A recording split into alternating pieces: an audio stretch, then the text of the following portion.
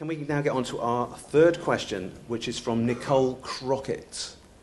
Hi there, thank you. I've been Hackney resident for 15 years. My question is about regeneration and the physical environment. Okay. Does the panel think that we can provide the homes, transport capacity and school places that Hackney needs without destroying its historic character and eroding quality of life? Okay, right. I'm going to ask Jules to answer that one again. I'm not going to give him first go at all the questions, but I think this is definitely one for you. This tension between development and heritage, if you like, which is a recurring theme, isn't it, in local government? Well, we've certainly got to try to prevent that, and this erosion, any erosion of the kind of historic character, but there's inevitably going to be change, and I think because of the very things that we've just discussed, there is going to be this tension to build housing. There is always going to be the pressure to build it at a higher density than any neighbours would want. Mm-hmm. And that tension, you're absolutely right to use that word, it is that tension between the quality of life of people who are already in the neighbouring properties and the quality of life of people who were Hackney residents but stuck, a family of 4, in a one-room hostel place out in Ilford, who are commuting to Hackney to keep their kids in the same primary school that they're hoping they can stay in because they're hoping to return to Hackney and have a home found for them. So quality of life can be a very broad issue and subject. Can be on either side of that tension between building and not building. But yes, another tension in that is doing it in a way that is most sensitive as possible to the existing built environment that one wants to keep and value. Okay. Tunde, come to you that one. On that next, please. I think no, to be honest. I think it's very difficult to find that balance, bearing in mind that you're trying to redevelop and ensure that people's lifestyles are being enhanced. And I think it's very difficult to do that at the same time as keeping the heritage. I've actually seen it growing up in the borough, doing the majority of my schooling here, that a lot of the heritage has been lost already, to be brutally honest with you. And I think it would only increase. I don't think it's a bad thing per se, but I do think there has to be sacrifices if people want to enhance their lifestyle. Okay, so the right sort of development maybe trumps preserving beautiful buildings at least some of the time. Sometime. I think it's contingent on the development and the reason why it's being done. Okay, Melissa. I'm reminded of Winston Whitter's film, I don't know if people are familiar with it, called Legacy in the Dust, which is a lovely 90-minute documentary about the Four Aces Club, which later became the Labyrinth, yes, in the 80s, a rave venue. And the kind of debates around that and that area in Dalston that's now the bus interchange. And we have lost that history, I suppose. And it is a really difficult question. It's about fairness as well, which is an inherently philosophical debate about, is it fair to take away that history, to remove that history, and particularly the politics of that history as well. And particularly, for the young people we're working with, they don't actually have any sense of history of that place now. What's interesting about that, though, is that we have a discourse in the borough at the moment about being part of the global creative industries, this notion of the creative city. And we're seeing that around Tech City, for example.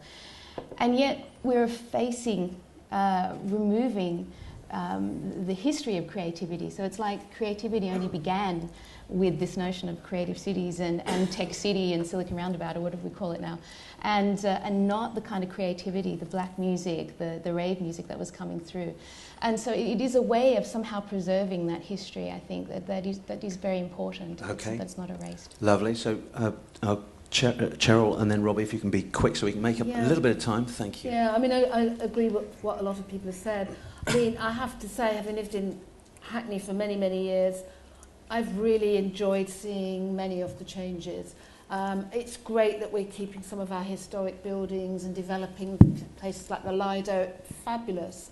But some of those better transport links and better schools have been great for the borough. Okay. Robbie? I think we just, we have to keep evolving. We are a booming area, and actually I think our booming economy is our best hope of raising children out of poverty. And so I see it as our challenge is how do we continue to support the growth of Hackney, and why we're all here today is really making sure that it works for everyone.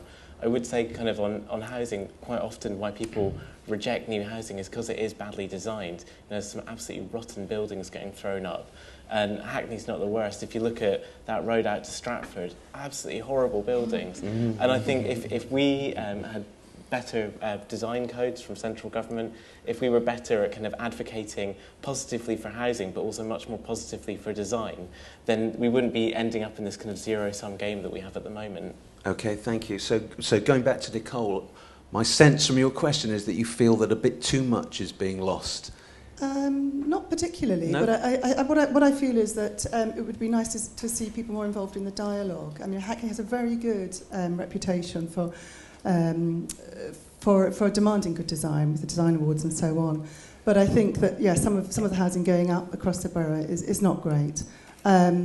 And I think to encourage developers to, obviously to procure better design, but also to involve people in conversations about how the heritage might be retained moving forward within new design would help to alleviate some of the kind of tensions that are increasingly happening, I think. So you think the council could try a bit harder? Is that what you're saying? Well, I mean, You can say that if you want to.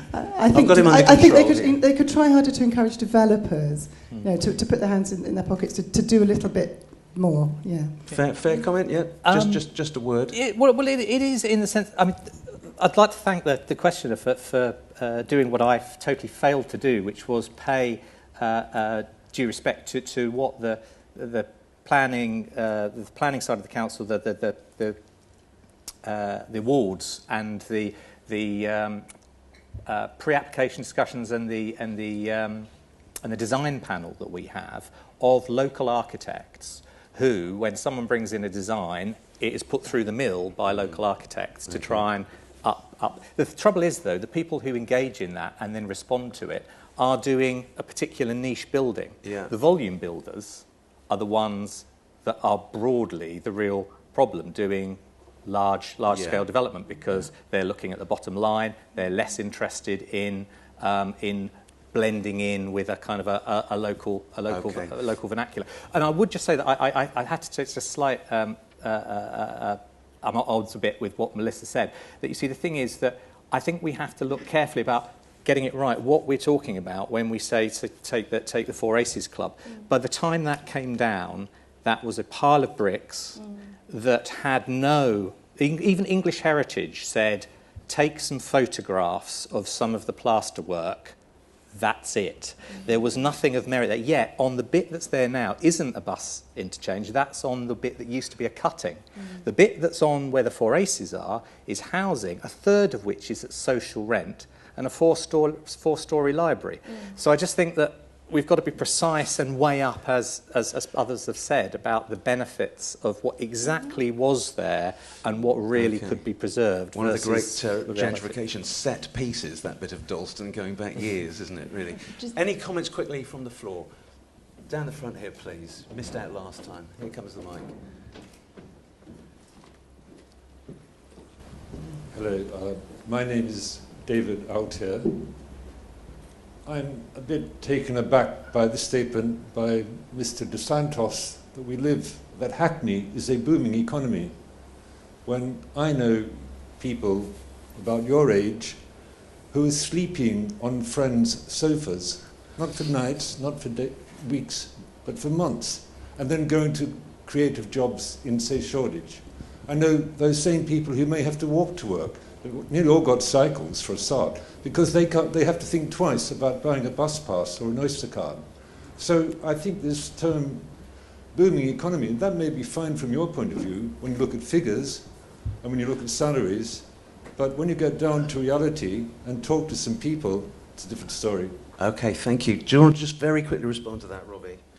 Yeah, I mean, someone who works in debt policy and worked with homeless people for many years, I know exactly what you mean, and I think that's my interest, is really how, if there is growth happening, and there is, you know, money spinning around and opportunities happening, how do we make that work for everyone? It's not easy, but that's our challenge. Okay, yeah, absolutely, the central challenge.